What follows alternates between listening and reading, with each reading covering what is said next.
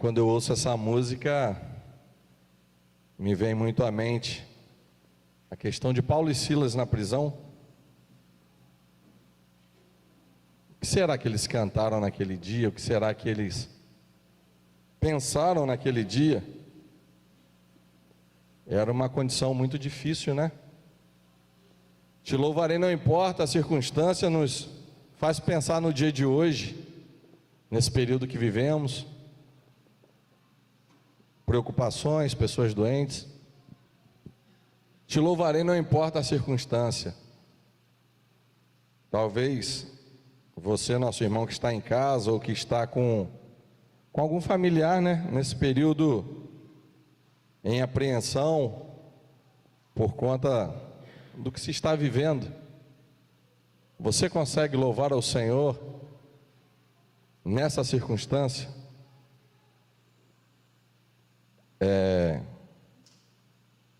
Pastor Sidaco, já falei isso aqui, mas eu vou repetir porque foi muito importante para mim, e eu acho que cabe nesse momento. Pastor Sidaco falou com o pastor Fernando, né, dessa música da hora da angústia. Nós cantamos Te Louvarei, não importa a circunstância. Pastor Fernando, no período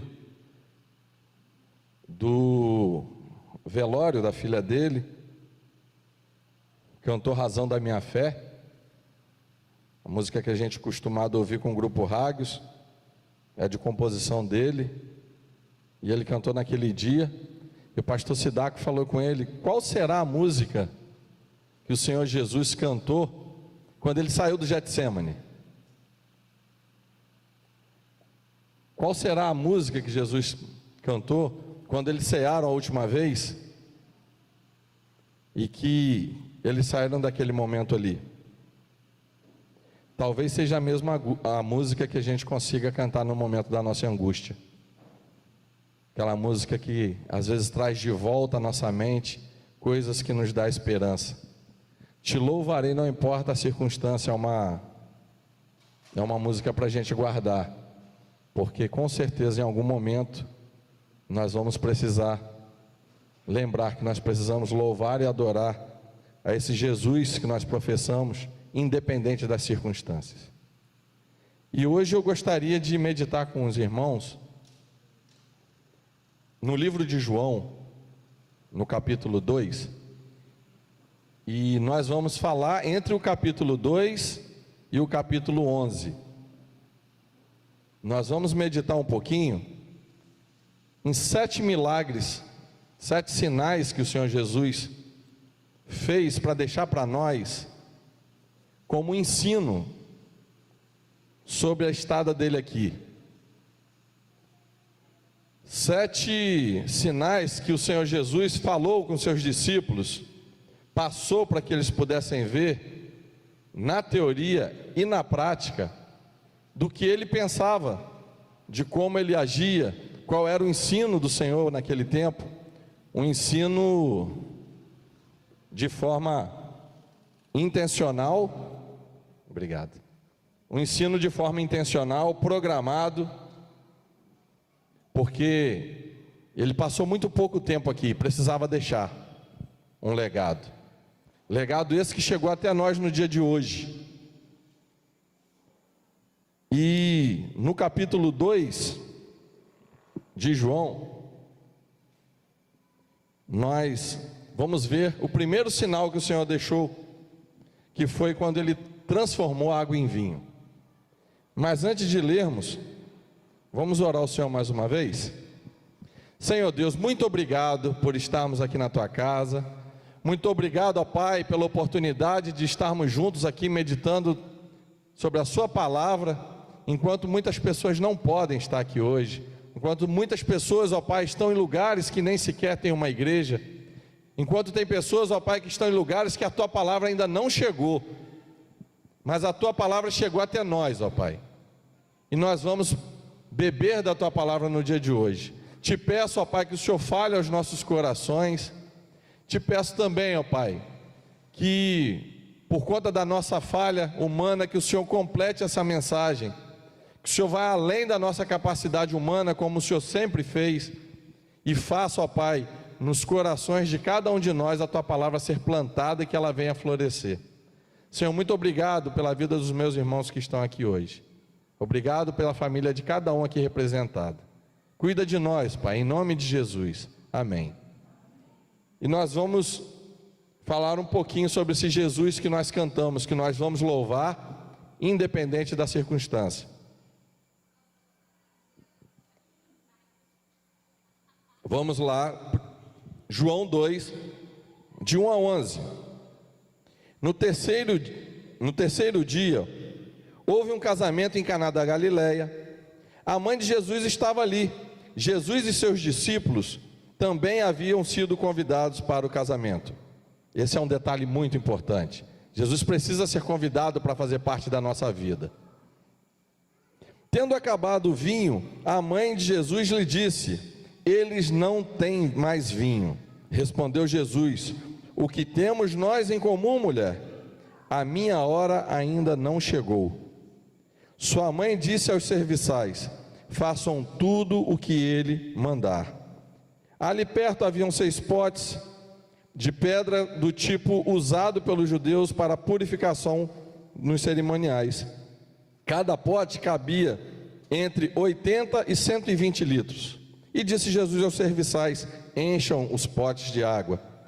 E encheram até a borda. Então disse: agora levem um pouco ao encarregado da festa. E assim fizeram, e o encarregado da festa provou a água que fora transformada em vinho, sem saber de onde este viera, embora soubessem os serviçais. E esses haviam tirado a água. Os serviçais soubessem de onde eles tinham tirado a água. Então chamou o noivo e disse: todos servem o melhor vinho, e depois que os convidados já beberam bastante, o vinho inferior é servido. Mas você guardou o melhor até agora. Verso 11. Este sinal milagroso em Caná da Galileia foi o primeiro que Jesus realizou. Revelou assim a sua glória aos seus discípulos e creram nele. Então nós vemos que aqui Jesus Cristo precisava revelar um pouco da sua glória para os seus discípulos, para as pessoas mais de pertinho, para as pessoas que caminhavam com ele. As pessoas iam andar com ele, mas precisavam saber na realidade quem ele era. E Jesus Cristo começou a mostrar o seu poder sobre todas as coisas a partir desse milagre aos seus discípulos. Jesus Cristo foi convidado para uma festa, e é o que nós precisamos fazer. Nós precisamos sempre convidar Jesus para estar conosco em todas as situações, das melhores às piores que passamos. O vinho naquele tempo, sinônimo de alegria, e futuramente, na ceia, Jesus Cristo também usou o vinho, dizendo: esse é meu sangue. Ele tinha acabado. E quantas vezes na nossa vida a alegria acaba por vários motivos? Quantas vezes na nossa vida as circunstâncias levam a nossa alegria? Às vezes uma coisa que parece ser tão simples, e a gente faz um cavalo de batalha. Às vezes por coisas realmente grandes, como nós costumamos dizer, né? A colher que sabe o calor da panela. Então talvez eu esteja vendo na sua vida um problema tão simples, fácil de resolver, como nós também costumamos dizer, problema dos outros a gente resolve tão fácil. A gente olha de longe e vê uma solução, mas para quem está dentro do problema, sair desse problema é um pouco mais difícil. Mas quando Jesus está nesse local, Ele tem o poder de trazer de volta a alegria. E foi isso que Jesus fez naquele lugar. Ele trouxe de volta a alegria para aquelas pessoas que talvez nem souberam do que tinha acontecido.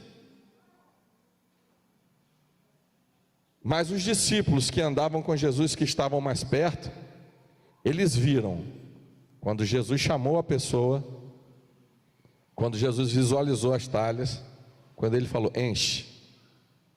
E essas pessoas encheram as talhas.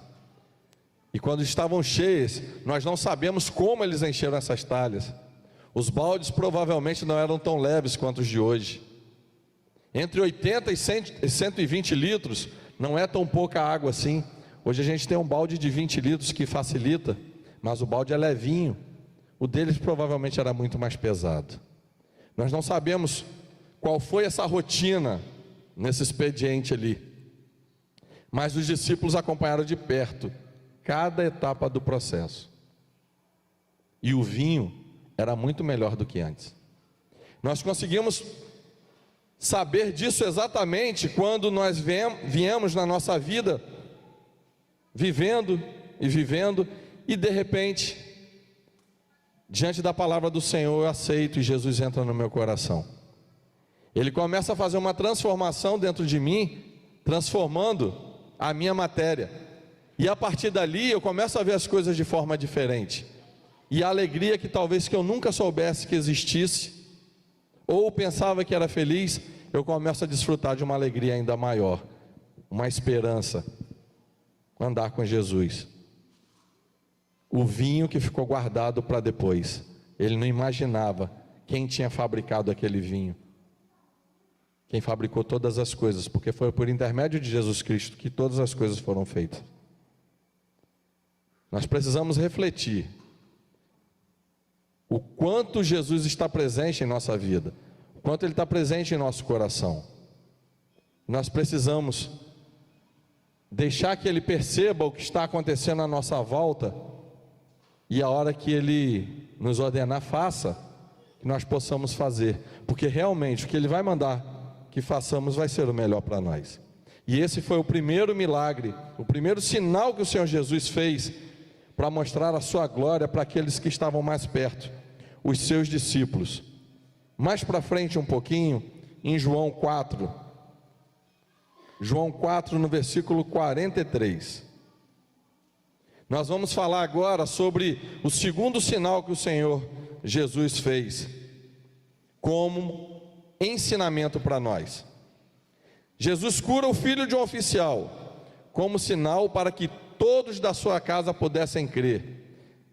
Vale a pena lembrar que ele era um oficial do rei. Se todos da sua casa saberiam, provavelmente as pessoas que trabalham com ele também saberiam, provavelmente entre os oficiais saberiam, provavelmente o maior da nação saberia que era o rei.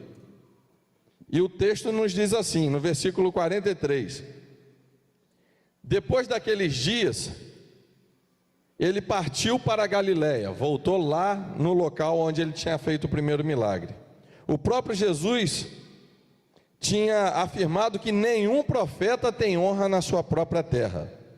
Quando chegou a Galiléia, os galileus lhe deram boas-vindas. Eles tinham visto tudo o que ele fizera em Jerusalém por ocasião da festa da Páscoa, pois também haviam estado lá. Mais uma vez, ele visitou Caná da Galiléia, onde tinha transformado a água em vinho. Havia ali um oficial do rei, cujo filho estava doente em Cafarnaum. Quando ele ouviu falar que Jesus tinha chegado na Galiléia, vindo da Judéia, procurou e suplicou-lhe que fosse curar o seu filho, que estava à beira da morte. Jesus disse: se vocês não virem sinais e maravilhas, nunca crerão. O oficial do rei disse: Senhor, vem antes que meu filho morra. Jesus respondeu: pode ir, o seu filho continuará vivo. O homem confiou na palavra de Jesus e confiou na palavra de Jesus e partiu. Estando ele ainda a caminho, seus discípulos, seus servos, vieram ao seu encontro com notícias de que o menino estava vivo. Quando perguntou que horas o seu filho tinha melhorado, lhes disseram: a febre deixou ontem, à 1h da tarde. Então o pai constatou que aquela fora exatamente a hora em que Jesus dissera: seu filho continuará vivo. E assim creram todos da sua casa. E esse foi o segundo sinal milagroso que Jesus realizou depois que veio da Judéia. Primeiro milagre, Jesus está presente na festa que ele foi convidado. No segundo milagre, um pai, sabendo da doença do filho, vai até Jesus. E quando ele chega ao encontro do Senhor Jesus, ele expõe o problema, ele expõe a sua dor. O meu filho está doente. Jesus mostra o seu poder, mais uma vez, naquele lugar, sem que precisasse se deslocar até lá, apenas pela sua palavra. E quão grande foi esse milagre, constatado por alguém que, como os bereanos, enquanto ouvem a palavra, conferem. Ele perguntou: que horas que aconteceu? Para ver se não era coincidência, para ver se realmente foi Jesus que fez. E constatou que foi exatamente naquela hora. E como eu disse, esse oficial estava entre os seus oficiais, entre as pessoas mais chegadas ao rei, junto com as pessoas da sua casa. Imagine a alegria que aconteceu ali. E hoje, eu e você, quando também enfrentamos algum tipo de problema, nós precisamos sim ir ao encontro do Senhor Jesus, expor para Ele esse problema, expor para Ele essa dificuldade. E quantas vezes nós precisamos fazer isso?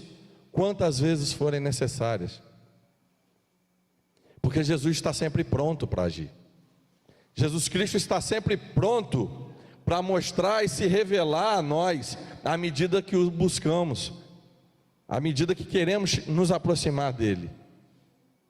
E quantas vezes nós procuramos tantos outros recursos, quando temos nossos problemas e dificuldades. Não tem problema se eu estou passando por um problema e procuro um amigo para conversar. Não existe problema se eu estou acometido de alguma doença, de algum sintoma, e eu procuro um remédio.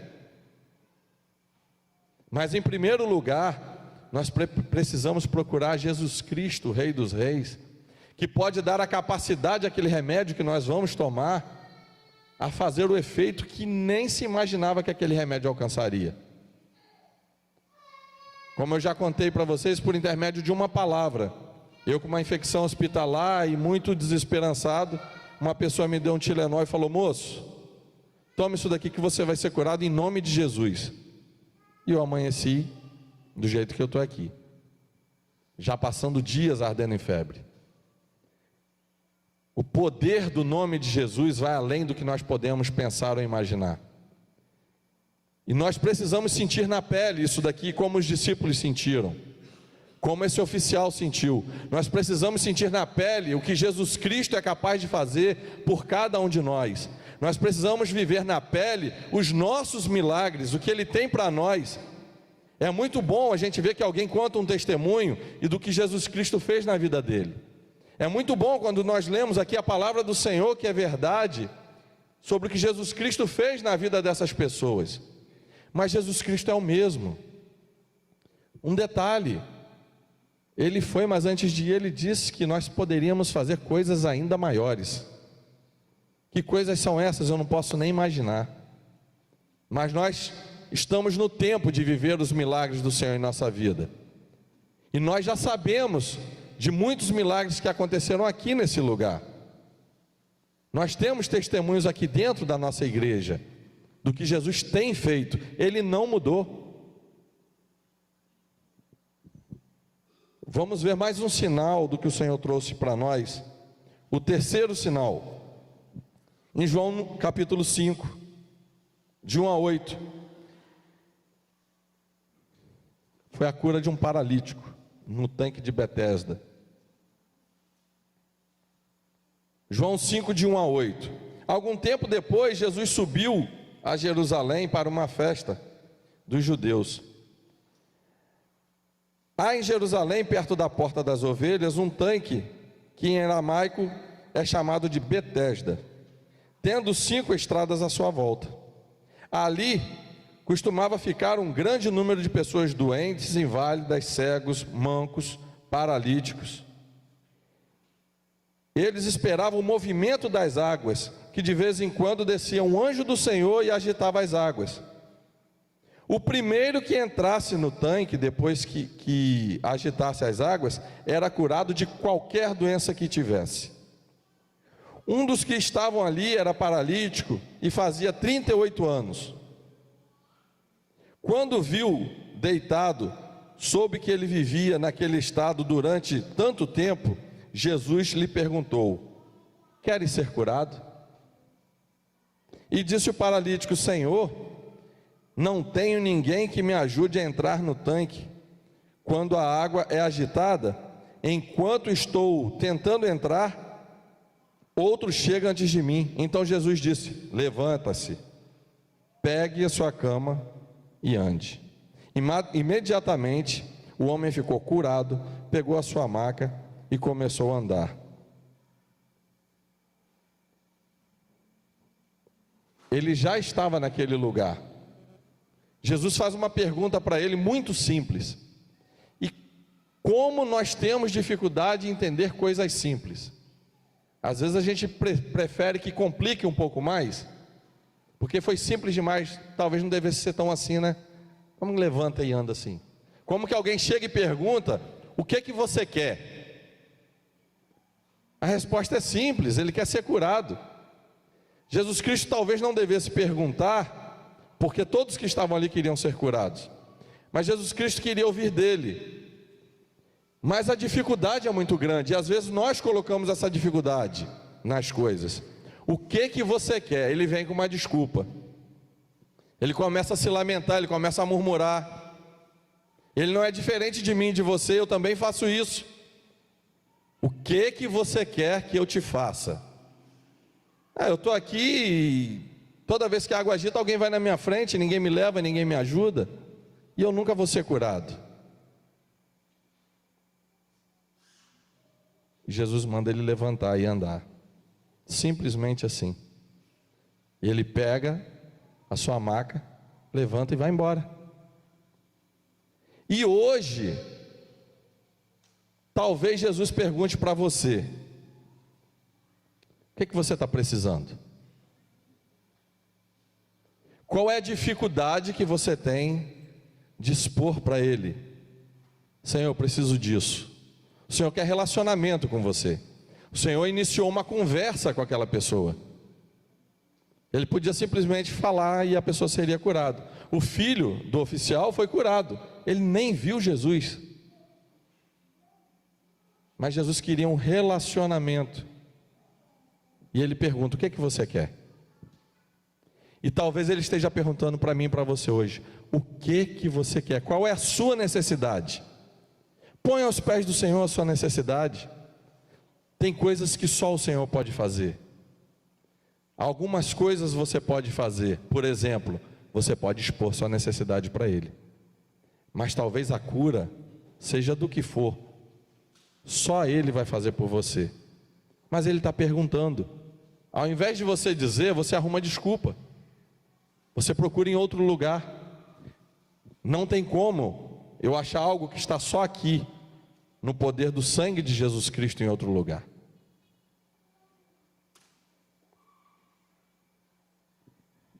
Você quer ser curado?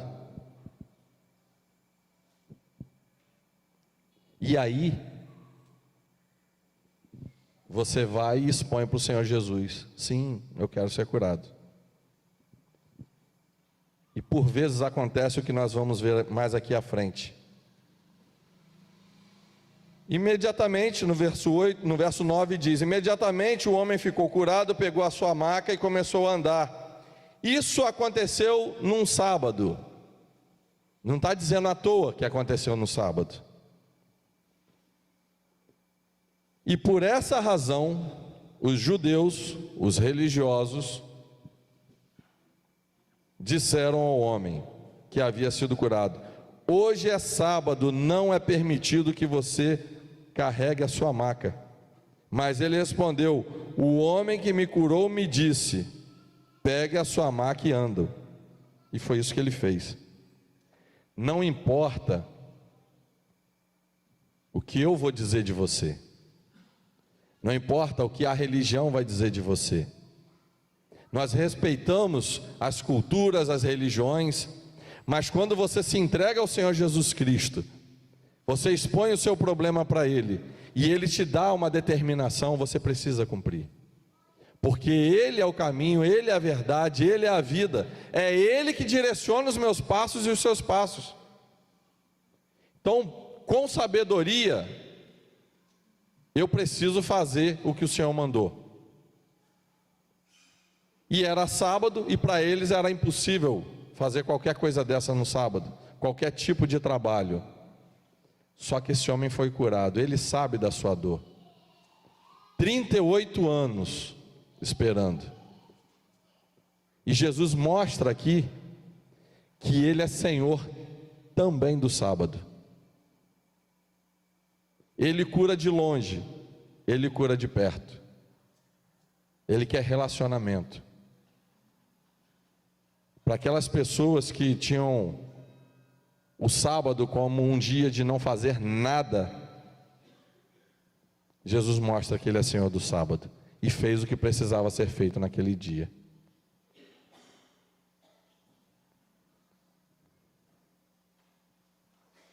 Vamos ver o quarto sinal que o Senhor nos deixou. No capítulo 6,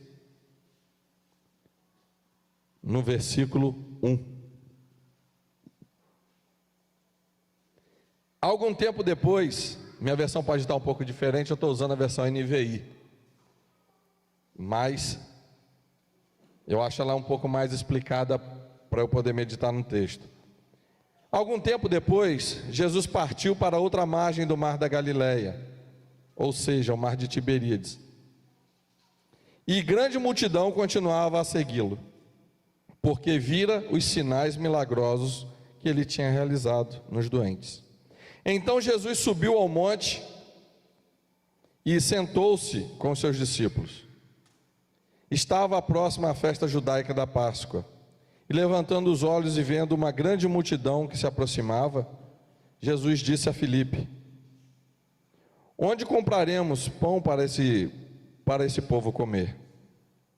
Fez essa pergunta apenas para prová-lo, pois já tinha em mente o que ia fazer. Filipe respondeu: 200 denários não comprariam pão suficiente para cada um receber um pedaço. Outro discípulo, André, irmão de Simão Pedro, tomou a palavra e disse: aqui está um rapaz com 5 pães e 2 peixes. Mas o que é isso para tanta gente? E Jesus disse: mande o povo assentar-se. Havia muita grama naquele lugar, e todos se assentaram, e eram cerca de 5.000 homens. Então Jesus tomou os pães, deu graças e repartiu entre os que estavam assentados, tanto quanto queriam, e fez o mesmo com os peixes. Depois que todos receberam o suficiente para comer, disse Jesus aos seus discípulos: ajuntem os pedaços que sobraram, que nada seja desperdiçado. Então ajuntaram e encheram 12 cestos com pedaços dos 5 pães de cevada deixados naqueles que tinham comido. Depois de ver o sinal milagroso que Jesus tinha realizado, começou a dizer: sem dúvida, este é profeta que deveria vir ao mundo. Sabendo Jesus que pretendiam proclamá-lo o rei à força, retirou-se novamente sozinho para o monte.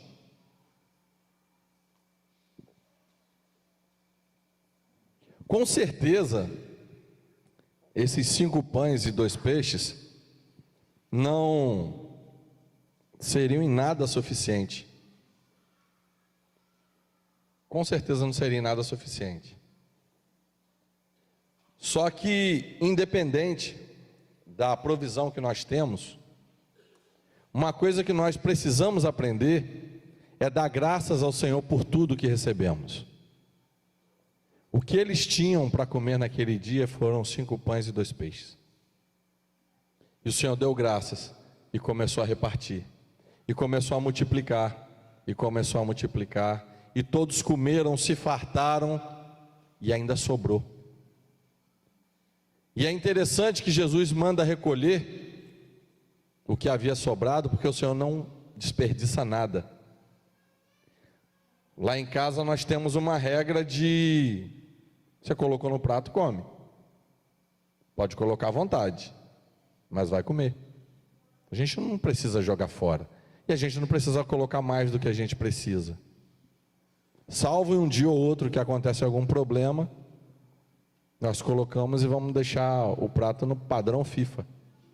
Como ele chegou, ele volta.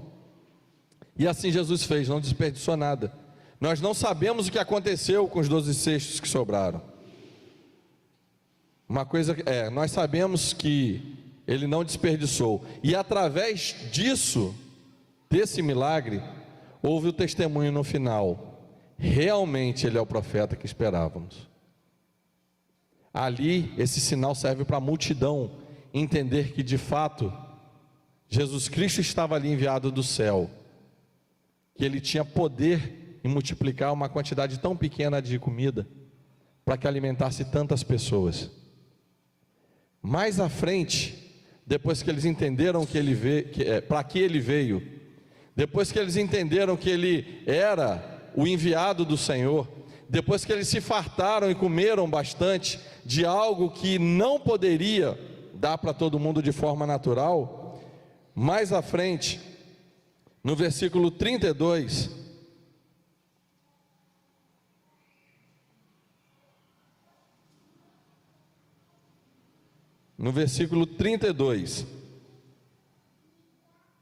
declarou-lhe Jesus: digo-lhes a verdade, não foi Moisés quem deu a vocês o pão do céu, mas é meu Pai quem dá a vocês o verdadeiro pão do céu. Pois o pão de Deus é aquele que desceu do céu e dá a vida ao mundo. Disseram eles: Senhor, dá-nos sempre desse pão. Jesus declarou: eu sou o pão da vida. Aquele que crê em mim nunca terá fome.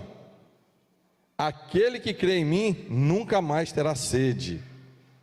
Como eu disse, vocês me viram e ainda não creram. Todo aquele que o Pai der a mim,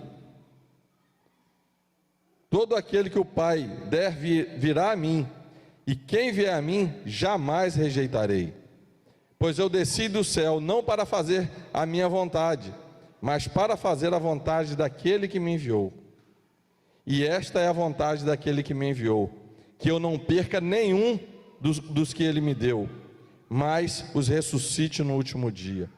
Porque a vontade do meu Pai é de que todo aquele que olhar para o Filho e nele crer, tenha a vida eterna, e eu o ressuscitarei no último dia.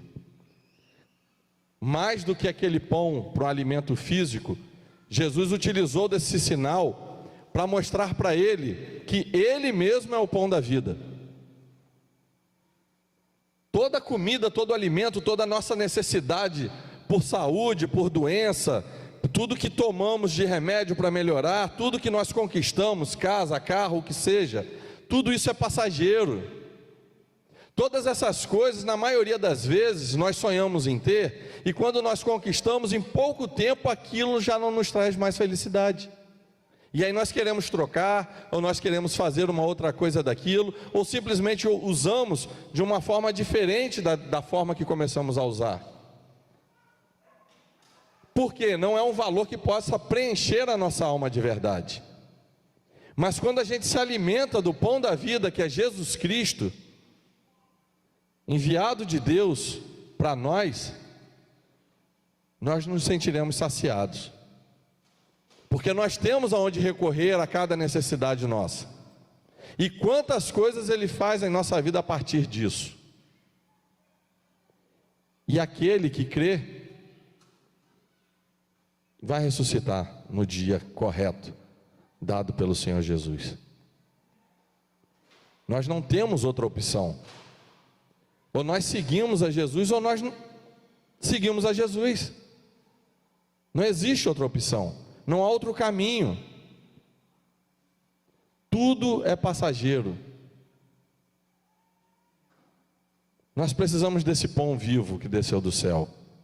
Nós precisamos aceitar a Jesus em nossa vida como Salvador e Senhor. Porque às vezes nós até dizemos que aceitamos como Salvador da nossa vida, mas às vezes nós não aceitamos como Senhor, porque nós queremos fazer a nossa vontade. E nós precisamos sim comer desse pão que vem do céu, o único pão que é capaz de saciar a nossa fome. E quem dele come não tem fome, não tem sede. Ele preenche todos os vazios da nossa vida. Existem vazios do tamanho do Senhor no nosso coração. Nós vamos correndo atrás do vento e nada nos preenche, porque só Ele pode preencher. O quinto sinal que o Senhor fez se encontra em João 6. Mas aí nós estávamos no versículo 32, nós vamos voltar para o 16. Porque tudo foi parte de um ensino para eles. No versículo 16: ao anoitecer, seus discípulos desceram para o mar, entraram no barco e começaram a travessia para Cafarnaum. Já estava escuro e Jesus ainda não tinha ido até onde eles estavam.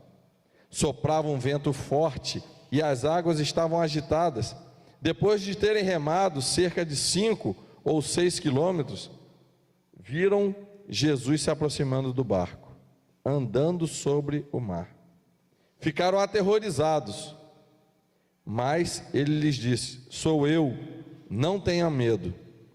Então resolveram recebê-lo no barco. Logo chegaram à praia para a qual se dirigiam, e no dia seguinte a multidão que tinha ficado do outro lado do mar percebeu que apenas um barco estivera ali e que Jesus não havia entrado nele com os seus discípulos, mas eles tinham partido sozinhos. Então alguns barcos de Tiberíades se aproximaram do lugar aonde o povo tinha comido pão após o Senhor ter dado graças, quando a multidão percebeu que nem Jesus nem os discípulos estavam ali. Entrou nos barcos e foi para Cafarnaum busca de Jesus. Aqui nós vemos um sinal em que Jesus mostra o Senhor, ser Senhor sobre a natureza também, onde ele mostra ser Senhor mais uma vez sobre todas as coisas, mas agora direcionado à natureza. E mais uma vez é um ensinamento mais particular aos seus discípulos.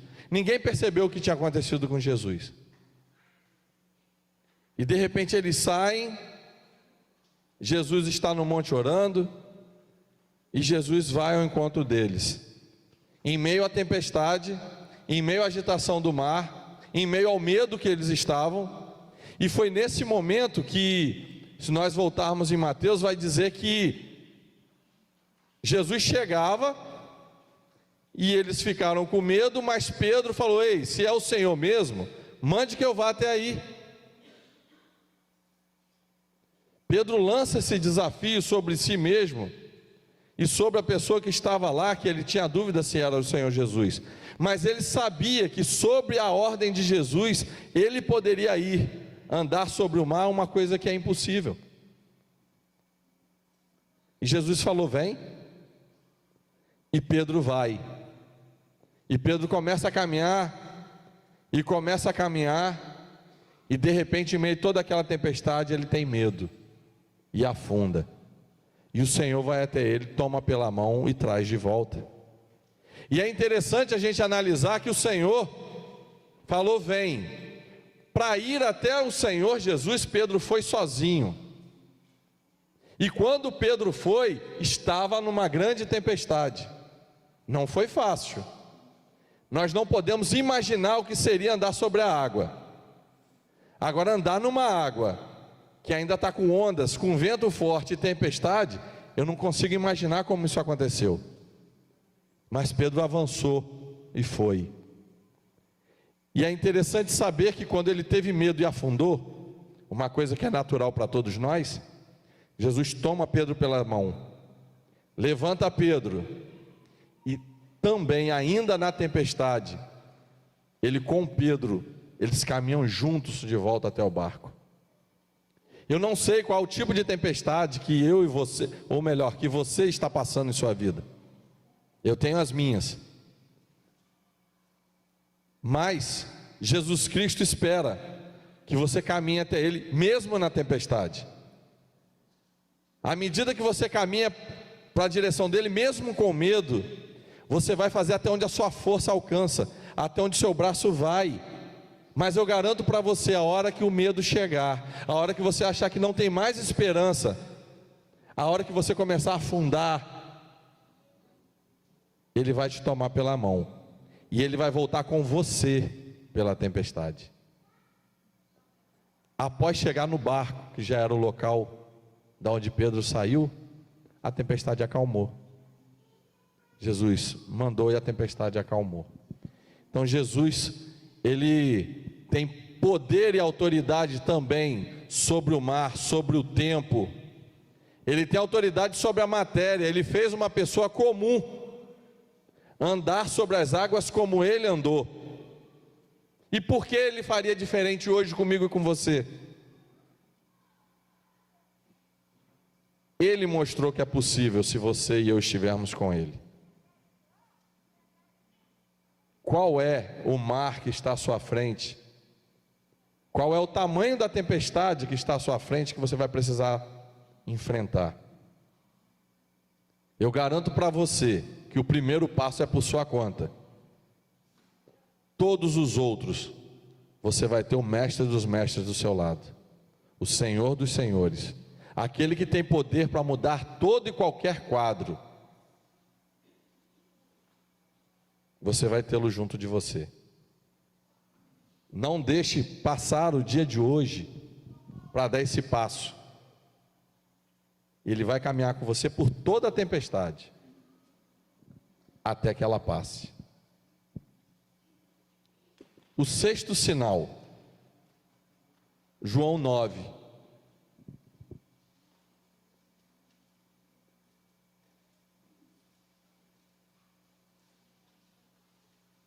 Em João 9,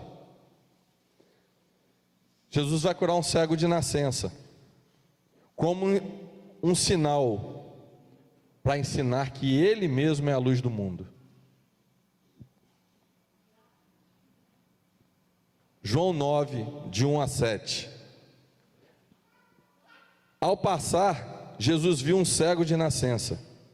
Seus discípulos lhe perguntaram: Mestre, quem pecou, este homem ou seus pais, para que ele nascesse cego? Disse Jesus: nem ele nem seus pais pecaram, mas isso aconteceu para que a obra de Deus se manifestasse na vida dele. Enquanto é dia, precisamos realizar a obra daquele que me enviou. A noite se aproxima, quando ninguém pode trabalhar. Enquanto estou no mundo, eu sou a luz do mundo. Tendo dito isso, cuspiu no chão, misturou a terra com saliva e aplicou nos olhos do homem. Então disse: vá lavar-se no tanque de Siloé, que significa enviado. O homem foi e lavou-se e voltou vendo.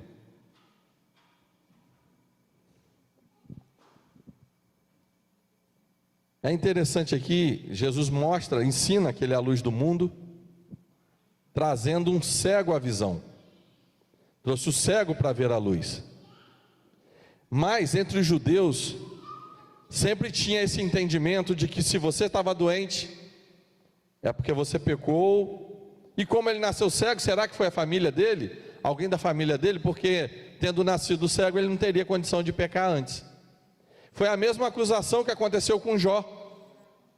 Jó, acometido dos problemas que ocorreram com ele, que não foram poucos, ele foi acusado pelos seus inimigos, pelos seus amigos, de ter pecado.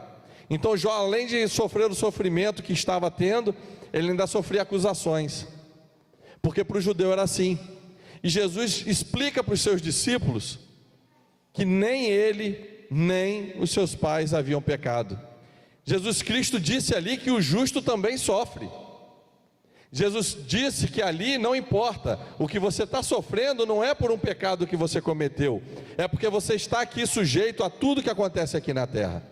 Então, o justo também sofre, o injusto também prospera, o ímpio prospera, o justo prospera, mas tudo que acontece aqui acontece para todos. O sol vem para os bons e para os maus. Então Jesus Cristo já traz esse ensinamento para os seus discípulos, para quebrar esse preconceito. E Jesus se revela como luz do mundo, sendo que esse milagre ele acontece de uma forma diferente. Para uns Jesus disse vai, para outros ele fala levanta, para outros ele está presente, para outros ele mesmo está ali andando. Com esse cego ele se utilizou da matéria que esse cego foi formado, da matéria que todos nós fomos formados. Ele se utilizou do pó da terra. Ele foi no chão, colocou saliva, fez uma laminha e aplicou nos olhos dele. Então ele utilizou de algo que também é nosso, porque do pó nós viemos e para o pó nós voltaremos. Foi do pó da terra que ele nos fez. Ali, ele mudou para aquela situação a sua forma de fazer o milagre. E ali, já não foi mais uma pergunta, você quer ser curado? Ali foi, vai lavar-se. E ele precisava ir lavar-se. Precisava da ajuda de algum amigo para se lavar. Precisava de alguém para que levasse até aquele lugar determinado. E aí hoje, talvez você esteja aqui com os olhos turvos, embaçados, ou até cegos para enxergar o que Jesus tem feito na sua vida. E hoje, o Senhor me colocou aqui como amigo para falar para você, para te ajudar, para te conduzir até o tanque de Siloé, para se lavar. E o tanque de Siloé está aqui. Basta que você se lave, para que você receba a cura que o Senhor tem para você hoje, para que você consiga enxergar a luz do mundo, a luz de verdade que é Jesus Cristo. Alguém que é capaz de curar a sua carne, mas mais que isso, é capaz de curar a sua alma e tirar você de um lamaçal. Jesus é a luz do mundo. E vamos para o sétimo sinal que ele deixou para nós. Sétimo e último sinal deixado aqui, que está em João 11, 21.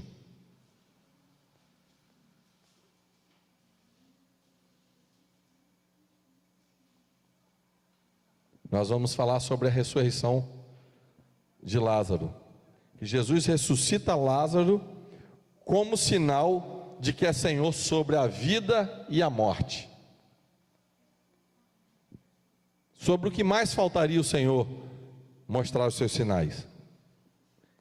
Já mostrou sobre tanta coisa e faltava esse para ele finalizar, porque à frente ele também ressuscitaria.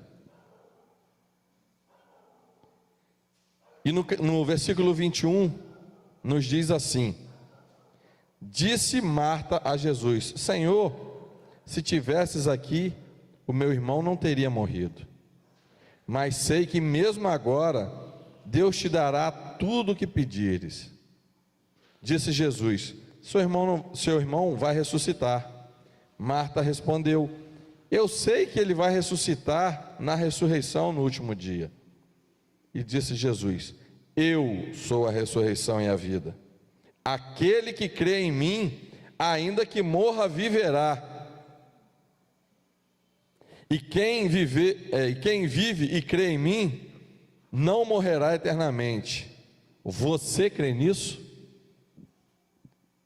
Essa é uma pergunta feita para Marta, mas é uma pergunta que cabe a mim e a você. Você crê nisso?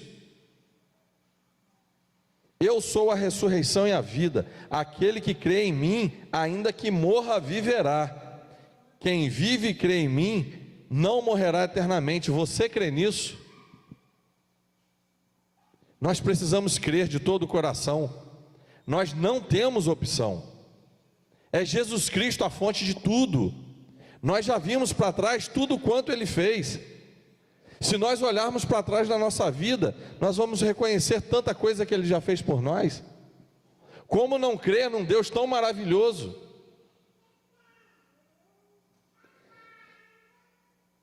Jesus, aqui no versículo 33,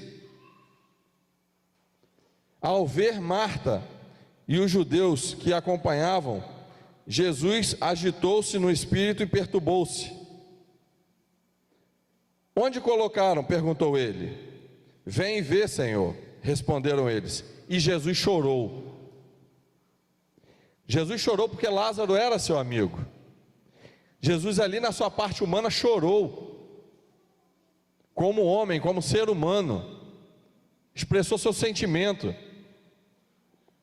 Então os judeus disseram, versículo 36, vejam como ele o amava. Mas alguns deles disseram, ele que abriu os olhos do cego, já lembraram do testemunho acontecido anteriormente, não poderia ter impedido que este homem morresse?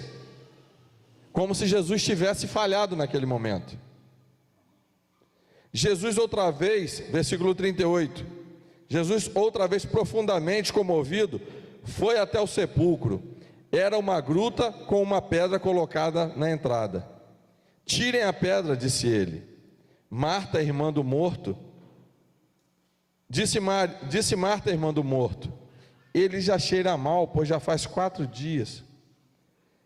E disse Jesus, não falei que se você cresce, veria a glória de Deus? Então tiraram a pedra. Jesus olhou para cima e disse, Pai, eu te agradeço porque me ouviste. Eu sei que sempre me ouves, mas disse isso por causa do povo que está ali, para que creiam que tu me enviaste. Depois de dizer isso, Jesus bradou em alta voz, Lázaro, venha para fora. E o morto saiu, com as mãos e os pés envolvidos com faixas de linho, com o rosto envolvido num pano. E disse-lhe Jesus, tirem a faixa e deixe-lhe ir. Jesus aqui finaliza esse ensinamento dizendo e provando que Ele também é Senhor sobre a morte e sobre a vida. Hoje, enquanto estamos aqui, talvez nós vivamos um período de morte espiritual. Talvez alguém está morto espiritualmente, sem esperança, e Jesus, Ele quer te trazer de volta à vida, trazer de volta a sua alegria, trazer de volta a sua esperança. Mas fisicamente Ele também é Senhor da morte natural e da vida. Tanto que Ele ressuscitou Lázaro.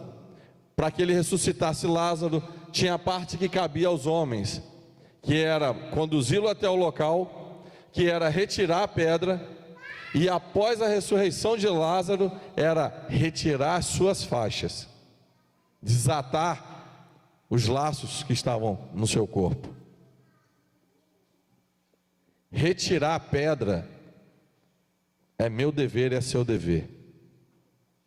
Quem vai ressuscitar e restaurar todas as coisas é o Senhor Jesus. A parte que cabe ao homem, ele não vai fazer.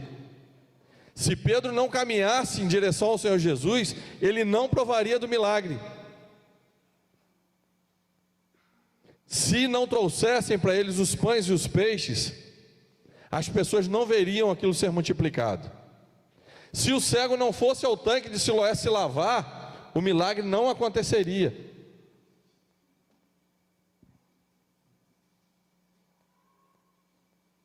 Para o milagre que o Senhor precisa fazer hoje,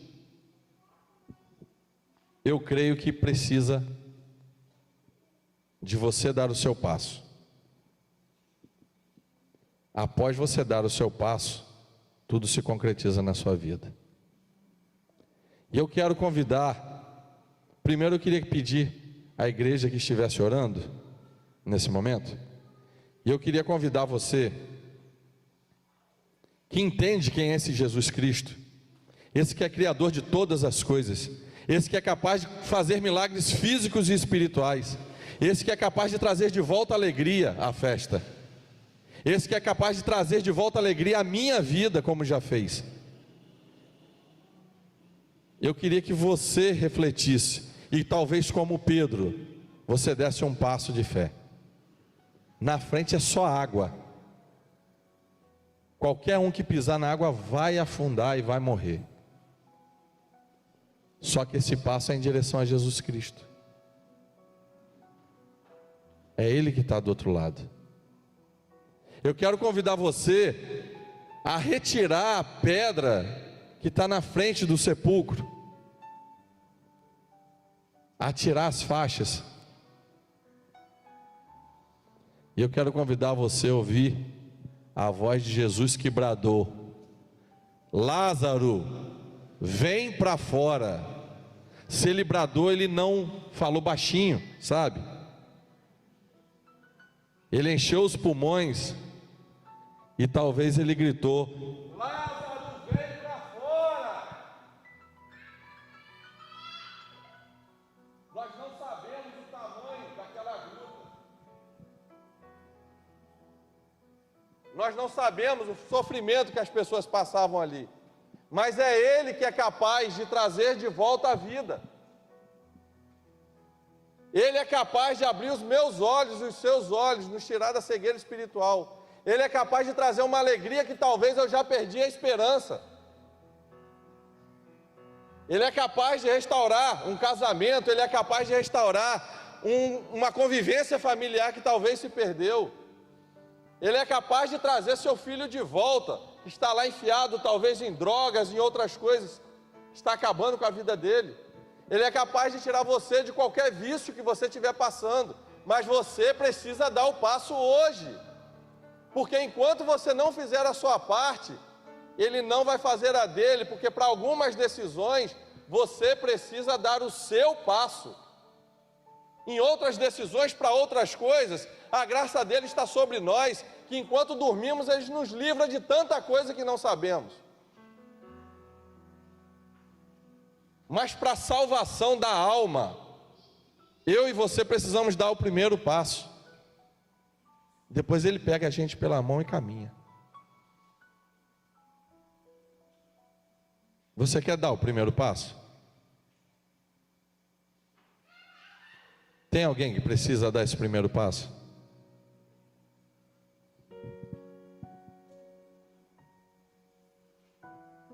Tem alguém que precisa lavar os olhos no tanque de Siloé? Eu sou amigo para te ajudar a chegar até o tanque e lavar os olhos. Vem aqui na frente. Eu te levo até o tanque. O Jesus já foi apresentado.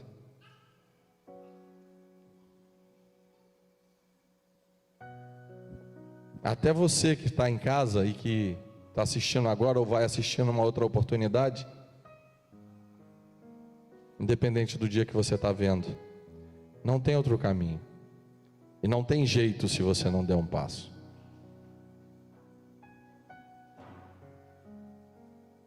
Para outros de nós,